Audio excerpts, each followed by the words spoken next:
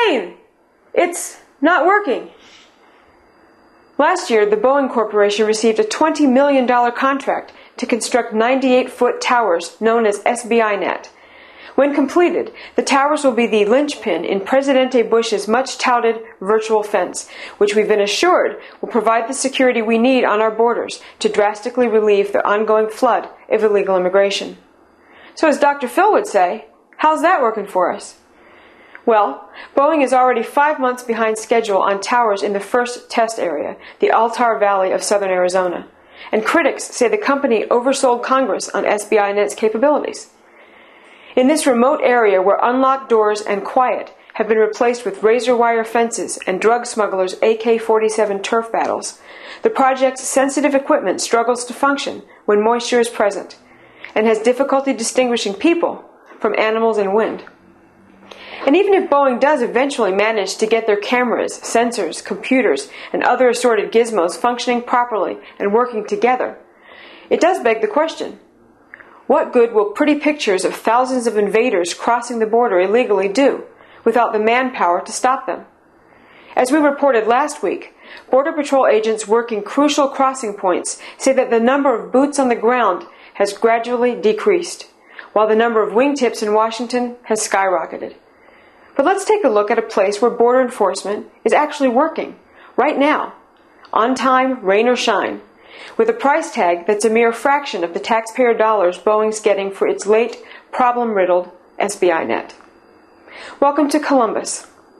Columbus is in New Mexico, and the Border Patrol reports that illegal alien apprehensions in fiscal year 2007 were down 44% over the previous year, with an even more dramatic drop in cocaine seizures during the same period.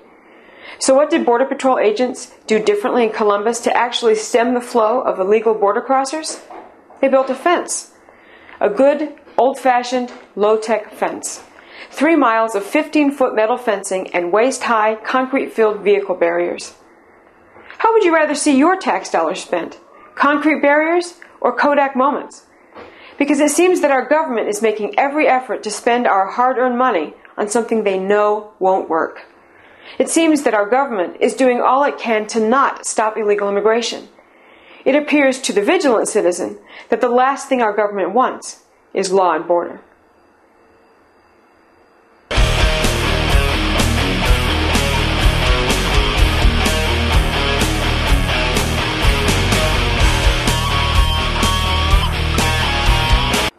The victims.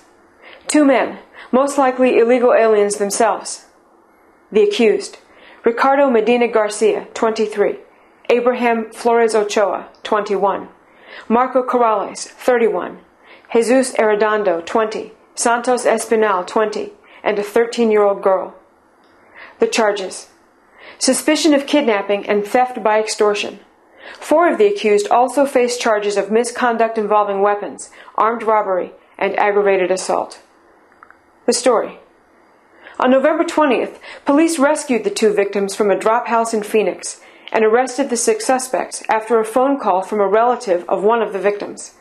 Authorities say the accused kidnapped the men, tortured them by electrical shock, and threatened to cut off their limbs and even kill them, all in an attempt to extort money.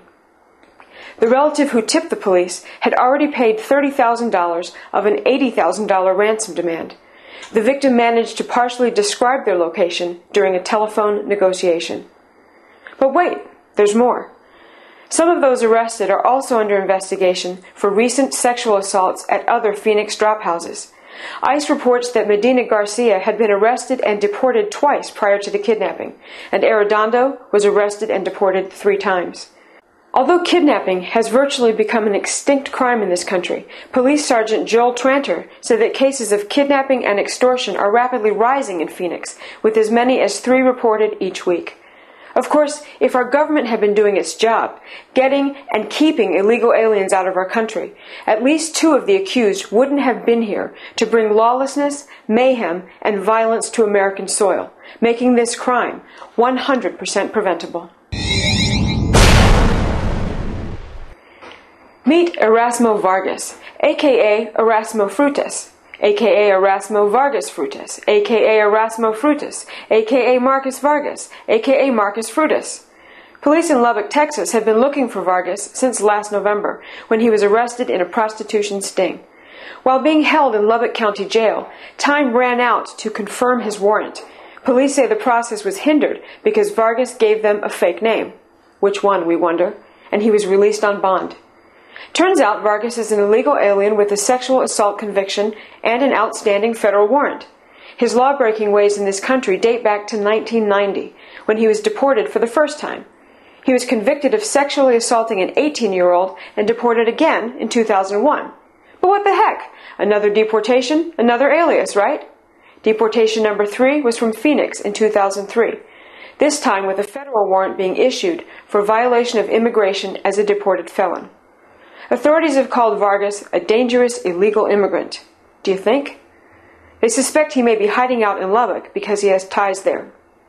Of course, if our government had been doing its job, getting and keeping illegal aliens out of our country, this man of many names and many illegal border crossings wouldn't have been here, making his many crimes 100% preventable.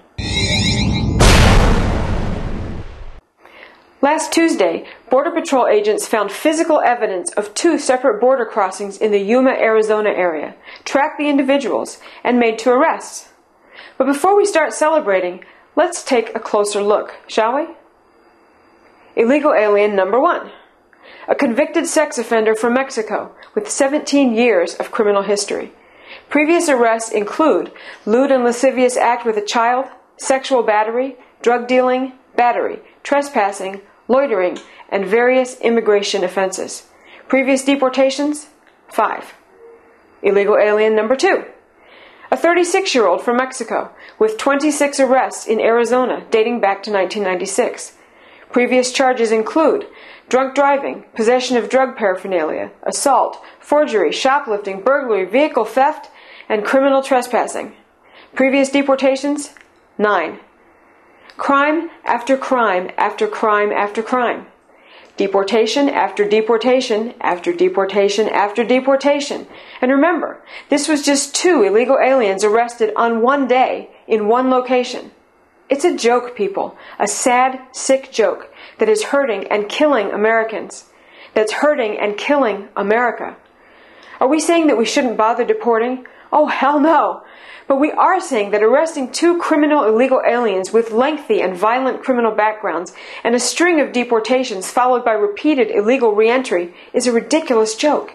It's the deportation joke. And the good citizens of this country are not laughing. The 11th Circuit Court of Appeals upheld the convictions of a retail business owner and his accountant on 71 charges related to hiring illegal aliens. The government also sought forfeiture of assets, also known as ill-gotten gains or filthy lucre, obtained through their criminal activity.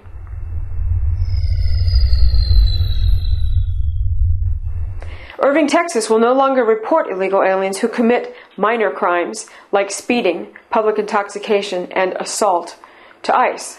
Why? Because there are too many. Translation, sanctuary, but only if you break the law a lot.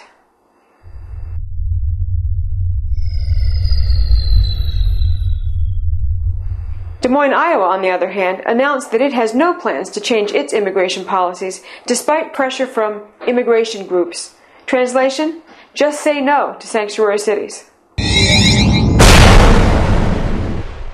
Thanks for clicking in to this week's episode of the Blogs for Borders video blog burst.